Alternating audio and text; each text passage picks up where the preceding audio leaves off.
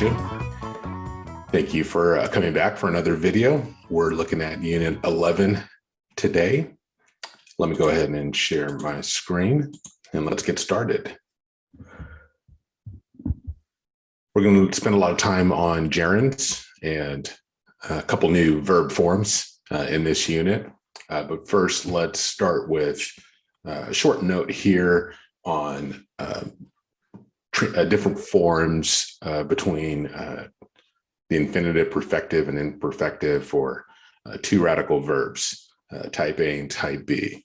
The couple of things I just want to say on this section is that we don't need to worry too much about memorizing this, so don't worry too much about that.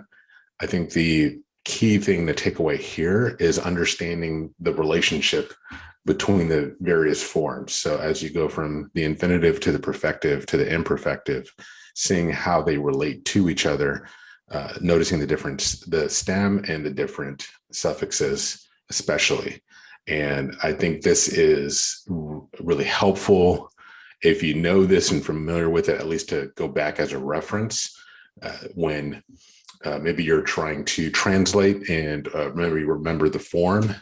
And if you can come back here and remember this and look it back up, then that'll, I think, help you down the road a bit. But I wouldn't worry too much about memorizing it, but you'll start to kind of notice it as you deal more and more with the language and see those verbs manifested and conjugated.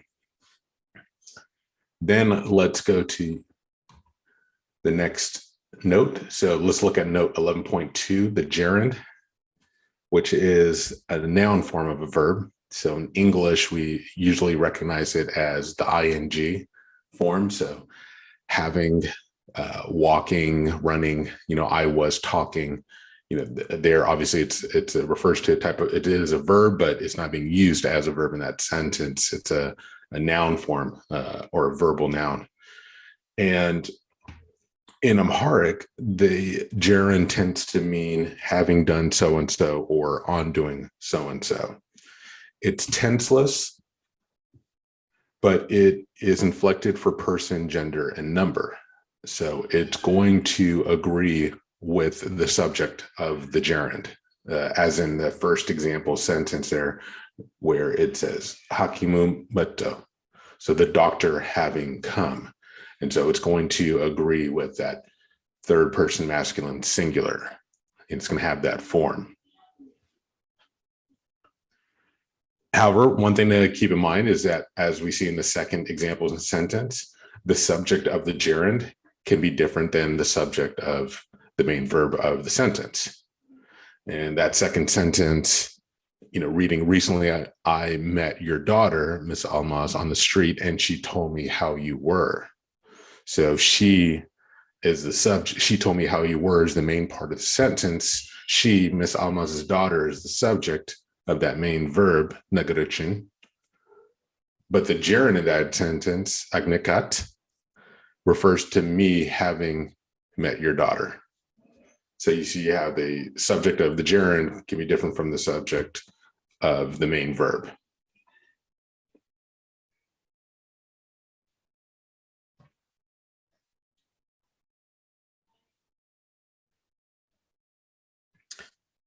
Except for the first person singular, the stem of the gerund is going to be identical to the stem of the short imperfective. And we can see that here in this chart on page 122. As you can see, nagar, yinagar, nagro, yifalag, falago. So the stem is similar there. And that's for both the three radical and the two radical verbs. Verbs that have an extra T in the stem usually get an extra T in the gerund form as well. And the A usually, or the gets dropped off, such as in gabba. You see how when you go from gabba, yigabba to gubto, the drops off, or yidata, datato. The gets dropped off. And then when you see in that extra T, I think that extra T kind of refers to the infinitive, but if you look at mustat Yiset, setto, has that extra T there. Or even with matatat, itata, datto, leito. So it has that extra T. Going to page 123, we can see the chart that shows us all the forms for the different gerunds for 4 different verbs there. One thing to notice here is the first person singular form and how that is usually unique from the rest of the conjugated forms. And the thing to keep in mind there is that, as you see from this stem, the last consonant in the first person singular form, the last consonant gets doubled. As you can see, nagare, valage. And then for certain verbs, there's an included for type A, especially nagare, gabiche, and gets added to that stem, between the stem and the suffix.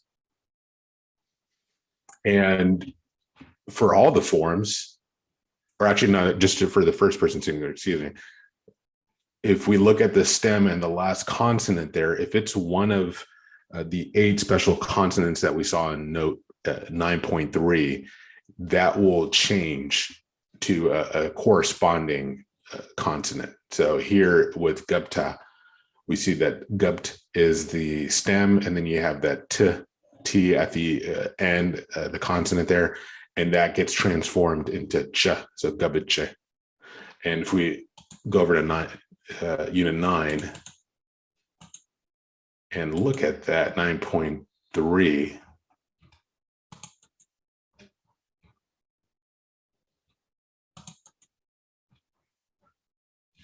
these are those 8 consonants that it's referring to there.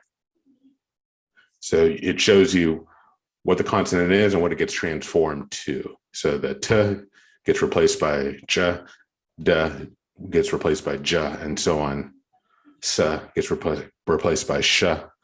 So this might be something you might want to make a card around and keep that with you, but you'll see that's what, at least you'll understand this is why that transformation has taken place, where you see the stem and then it gets changed in the first person singular following these dental consonants. So let's go back to unit 11.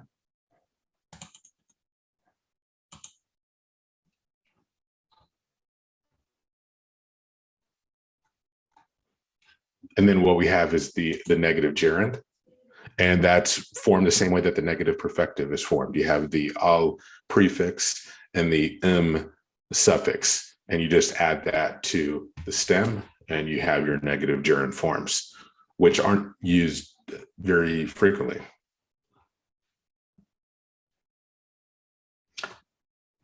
Then the next section looks at it, or same note, but we're looking at the gerund forms for an irregular verb. So we look at alla, malat, yilal, to say, and these have irregular forms. So these you'll have to learn. They don't really follow the regular pattern. And these are used especially for quotations when you're directly quoting someone, as they mentioned in a couple of example sentences afterwards. Al-matam below nagaran. He told me, saying I'm not coming. So what you have the quotation, and what is being directly quoted is then followed by below or bela, depending on who is saying it, and then the main verb of that sentence, or that the person said that. So what they said below, and that they said it.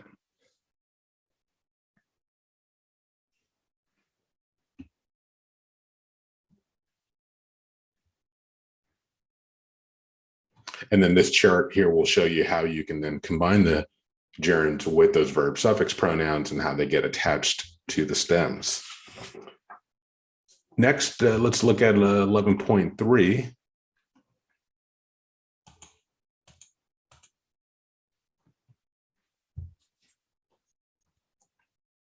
This is going to be a new verb form here, the present perfect.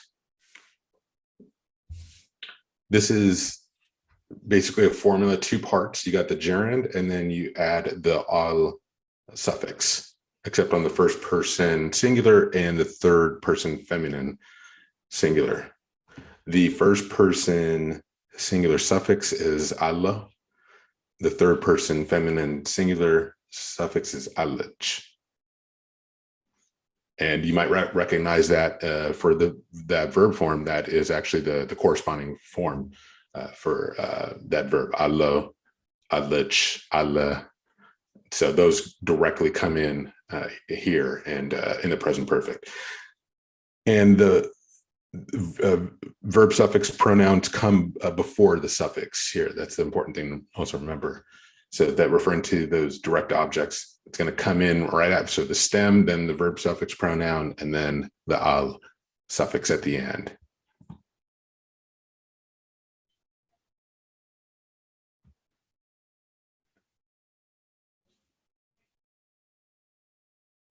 And in terms of the meaning of it, the meaning is very similar to the perfective in that it is an action that's taken place now in the present, and it's essentially completed. So it's not an ongoing action, it's a completed action. So feligealo, I have wanted.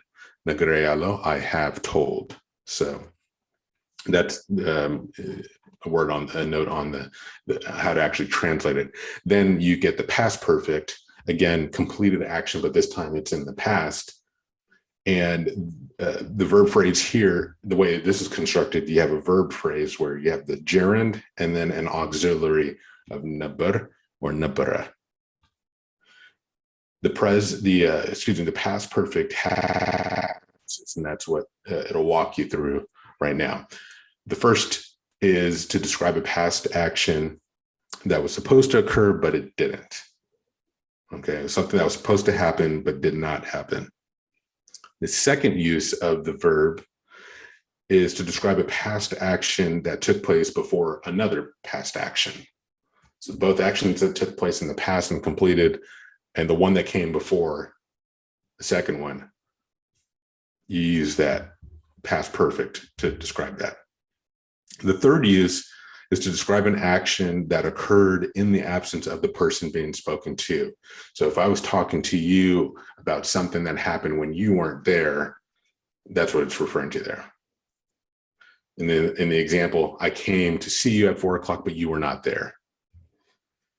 Finally, the past perfect is used to describe an action that occurred in the distant past, many years back.